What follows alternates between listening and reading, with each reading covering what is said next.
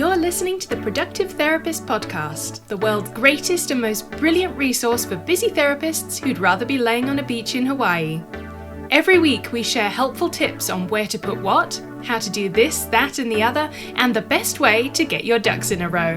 And now here's your host, licensed therapist, head nerd, and productivity Yoda, Uriah Guilford.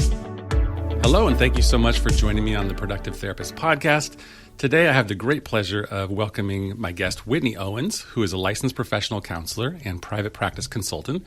She lives in amazing Savannah, Georgia, where she owns a group practice, Water's Edge Counseling. In addition to running her practice, she offers individual and group consulting through Practice of the Practice. Whitney places a special emphasis on helping clinicians start and grow faith-based practices. She hosts a podcast to help faith-based practice owners called the Faith in Practice Podcast, and she also co-hosts 2 membership communities with a focus on helping people start and grow group counseling practices. So Whitney has spoken at the Licensed Professional Counselors Association of Georgia's annual convention, as well as Maryland's annual counselor conference. She trains therapists on using the Enneagram personally and in their private practice. She has spoken about the Enneagram at the Georgia LPCA convention, as well as for the Florida Counseling Association. Whitney is a wife and mother of 2 beautiful girls. Welcome to the show, Whitney. Hey, Uriah. Glad to be here. Yeah, I'm so happy to be talking to you. Yeah, me too.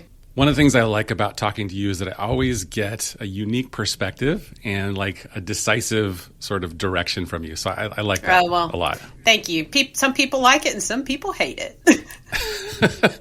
You could call it an acquired taste, but I particularly enjoy it.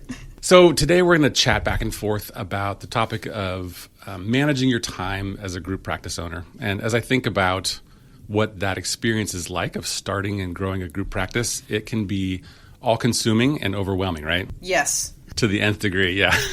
Do you remember what it was like when you started your group practice, like the first couple years? What was that like? Constant transition, right?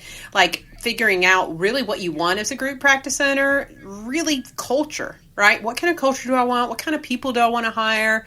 And then how does this run? How does that run? So you're constantly like flipping things around to make it work for you. Now I'm in that phase where I feel like I've got that good foundation where I can really build some fun stuff on top of it. So it's a lot more fun now. But yeah, those first years are exciting and rough at the same time.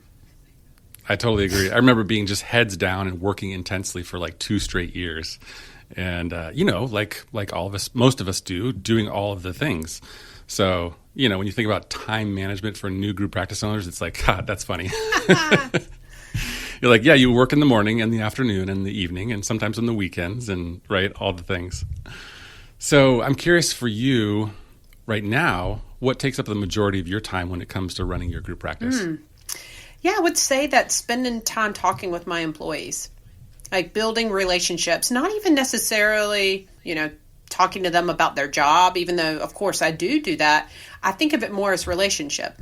You were the one who brought me to the awareness of radical candor, which I have loved, and it has really hit home for me. That was something I had already thought about, the importance of relationship, but just reading that again, if I'm going to spend time on anything, I feel like the most valuable time I spend is my relationship with my team. And that's what's going to fuel everything. I love that so much. Yeah, I was just reflecting on this yesterday that at this point in year 7, if you can believe that, my main focus is developing leaders, right? And developing the team. Well, actually, developing leaders so they can develop the team. That is, to me, that is fun stuff. Absolutely. So, but in the beginning, it's like you're doing phones, you're doing QuickBooks, you're doing marketing, maybe you're building websites, right? You're doing everything you have to do until you can actually delegate some things. It is really nice to be in this phase. I would say we're not in a growth phase. You probably are a little bit more than me. But it's like over the last year to 2 years, it's like really evened out in terms of the demands on my time, which is nice. But anytime you're in a growth phase, like it's just going to be a lot, right? Yeah, I definitely think being a group practice owner has phases. And I'm grateful for those phases too, because it seems to come at the right moment sometimes. But there'll be a phase where I really got to hustle for a few weeks on something specific. Like right now, we're moving into our new building next week. And so like picking out all the furniture, the carpet, blah, blah, blah, I actually really hate that stuff. So my team's been doing a lot. Do you? Oh, yeah. My team's been doing a lot of it. I'm like, just get something in there that's comfortable. I don't really care what the dynamic looks like. I mean, I do, but They've done a great job. In fact, the first time we moved, I had the team pick out, I said, basically, here's some money, which at the time I didn't have very much. And I said, here's some money, just pick out your stuff. And they all did Facebook Marketplace and like picked out some cool stuff. This time we did Wayfair. So I'll let you know in a few weeks how that turns out. We just ordered all the furniture today in one fell swoop. I was like, oh, But anyway, so that's exciting. So yes, I'm hustling a little more now, but knowing that about 3 weeks from now, it's going to be so much better. Hiring as well right now because we're getting more space and we have the intensity, but really trying to set things up so that in a couple of months, things will be a lot more stable because I have some other things going on in my life in a few months. So I need to work it so that it's ready to go. Yeah, that makes sense. That's so funny. I can imagine one of your team members asking you what kind of couch you want, and you say yes. Couch. I want a couch. That is, yes. She'll, when I'm looking at things, I'm like, do I like that? And actually, an Enneagram 1 has the worst time making a decision because nothing's perfect. I have to read every single review. But if one of the team members sends something to me and goes, I really want this, I'm like, great. You found it. Just do it. I'm like, here's the card. Empower them to buy the furniture. Yes. So when you think about new group practice owners or maybe in the first couple of years, what do you think might be sort of the low-hanging fruit for them to save some time in their day-to-day work life? Mm-hmm. Yeah, I would say automation as much as possible. I laugh and tell this story, but when I was a solo practice owner and even right when I started my group practice, I still had a checkbook ledger and wrote everything down. Did you? Yeah, and I legit did my own taxes. And I would pull every receipt. It would take forever. What was I thinking? And then when I found QuickBooks, I was like, oh my gosh, this is God's gift to man. What have I been doing? So that was an automation that was super easy that I was really embarrassed that I didn't do prior. Or sending receipt or sending invoices to clients later. I don't need to be coming and following up with people. I need to be getting their cards at the very beginning, charging them immediately.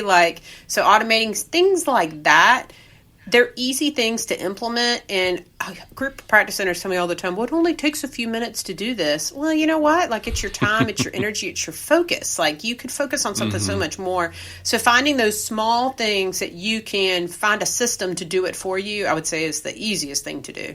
That's amazing. And that starts from the beginning all the way through any stage of growth, really, but it changes a bit. But I love that. I love that tip. The thing that comes to mind for me is handing off the phones, delegating the phones, because that, if you actually measure time, managing the QuickBooks or the finances probably takes a decent amount of time, but doing all the consultation calls, if you do that, or just responding to all the inquiries as the practice grows, that is a huge time. I'm not going to say time waster because it's very, very important, but it takes up a lot, right? Mm-hmm, definitely. And I found that to be one of my hardest ones to convince practice owners to do. It is. And I understand why, because it's so important. It's that direct connection to the lifeblood of your practice and the potential clients that you care so much about. But it's such a good move, really. Mm-hmm. I said to the girl the other day when she didn't want to do it, she has a lot of therapists too. I couldn't believe she was taking calls. And I said, oh, well, the last time you went to the OB, did the doctor answer your call when you went to schedule? She was so embarrassed. I was like, exactly. What are you saying about yourself and your time and your business when you're the one answering the phone? Yeah. It's a mindset shift for sure, right? Mm-hmm. Yeah. So tagging on to that right there, what you offer consulting to group practice owners as well as other therapists and other solo practices. Mm-hmm. What advice and guidance do you find yourself sharing most often when you're on those calls? Yes. What are some of the repeat highlights, Definitely. Right? Especially for the group practice folks. Yes, delegation. Mm-hmm. My people, I say my people, the people in my mastermind groups and stuff, they laugh because they're like, what do you think Whitney's going to say? Can someone else do that? Can someone else do that? I'm always saying that. Or I'll be like, yeah, there was this thing that I really didn't want to do, so I didn't do it. Right? I think that is where group practice owners need to really work on. And people will always ask me, well, do I have the money to delegate? I don't know. When do I delegate? And I don't think it's a perfect science. I'd actually like to hear what you think about it, but I don't think it's a perfect science. If you don't want to do something and you have the money, why not get someone else to do it? Just because you don't want to? If you want to do it, then keep doing it. it doesn't have to be you have to have a certain amount of money to make some certain thing happen. Just do the things that you want to do and delegate out the things that someone else can do better than you. It's a giant lever, right, to give you more results for your time. I was talking to one of my coaching clients the other day, and she was setting up reminders for people to submit their timesheets. And I immediately said, so who else can do that besides you? And then she said, well, I didn't even think about that until you asked me that question. I was like, there's zero reason why you need to be doing that. Not that it's it's not an important task, but anybody can do that. That's right. Right. Everything that comes across my plate or emails that I get, can someone else respond to this? Can someone else do this? Is what I'm always asking myself. And I think it's the question like every group practice owner should have on their desk. Like, should I be doing this? Yeah. Who, not how. Yeah. So my answer to that is usually before you think you need to. Yes. And then also I take notes from Julie Harris from Green Oak Accounting, who says that, she says for group practices, between 5 to 10% of your gross revenue you can afford to spend on admin support.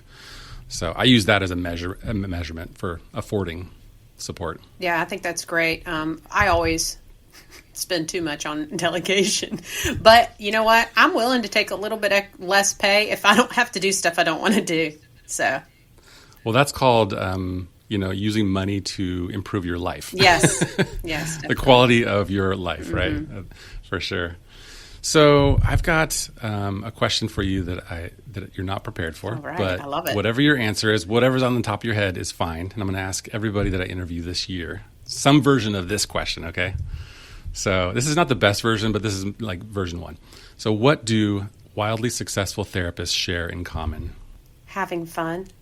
Ooh, good answer. Why do you say that? Over time, the therapists that I've really gotten to know that are good business owners know how to laugh and know how to have fun. And I think that's just so important in our work. The ones that know how to have fun have learned that life doesn't have to be so intense and, you don't have to hustle all the time. Like, you need to enjoy yourself. So, I don't know. I find that those are the people that know how to have a good time. That also contributes to your resiliency, because if you are a group practice owner for very long, you will get knocked down a lot. And you have to kind of get back up and sort of shake it off, laugh it off, and get back in the game, right? That's right. That's wonderful. So where can listeners go to find out more about you and your services? Oh, sure. Well, if you want to know more about my practice, it's watersedgecounseling.com. I'm located in Savannah. And then to learn more about me in consulting, you can go to practicethepractice.com. And then I do have the weekly podcast, the Faith and Practice podcast. Would love for people to jump in on that. So if listeners have a faith-based practice or faith-based background, it doesn't mean you have to call yourself a Christian counselor all the time, just like a faith-based background. That podcast is to help people start and grow faith-based practices and have a lot of interesting people, such as yourself, Uriah, come on the show. And so would love for people to check that out. And then they can email me, Whitney@practicepractice.com.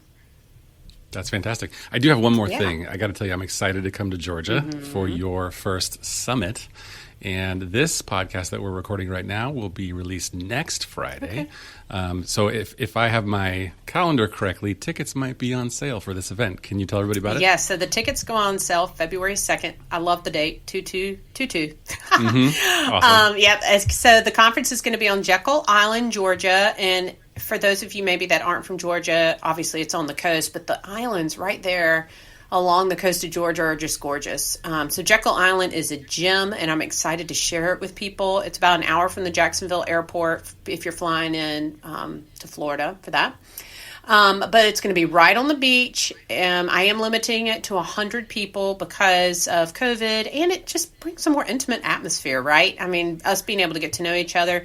So it's going to be at the Courtyard Marriott Hotel, 3 days, April 21st through the 24th, 3 tracks. It's going to be faith in business, faith in counseling, and faith in action. So the faith in business is how do we market a faith-based practice? How do we reach out to churches and make connections? How do we work with nonprofit organizations, stuff like that? Faith in action is how do we actually take it and make it an actionable item with our clients? So we actually have someone who's going to come and teach 5 yoga poses and some meditation that you can do with your clients. Someone else who does some work with ADHD and uses music and integrates that into his therapy with people. So, having more of the experiential type therapy. We have another person who's going to do some soul care work with therapists as well. And then the faith and counseling is how do we integrate faith into our clinical work? So how do we assess somebody's spirituality? How do we bring our faith in the mix without pushing people away and being appropriate? And how do we help their faith be an asset to them in their own growth? But I really want the conference to be a place where, there are going to be tracks, there are going to be things to attend. But if you just feel burnt out, because boy, who's not burnt out right now? Like, it's been a crazy 2 years. If you just want to chill on the beach, or you want to grab one of the rental bikes, which are free with coming to this hotel, and you want to do a bike on the beach, you are totally free to do that. They have one of the biggest pools on Jekyll Island and a lot of outdoor seating, games, fire pits. So it should be a really good time. That's so exciting. So I'm going to put the link in the show notes to the Faith and Practice conference, as well as all the other things that Whitney mentioned. And thank you so much for being on the show. I know this is such a short conversation. I want to continue going, but we'll have a round two at some point. Sounds good. Thanks, Uriah. All right. Bye.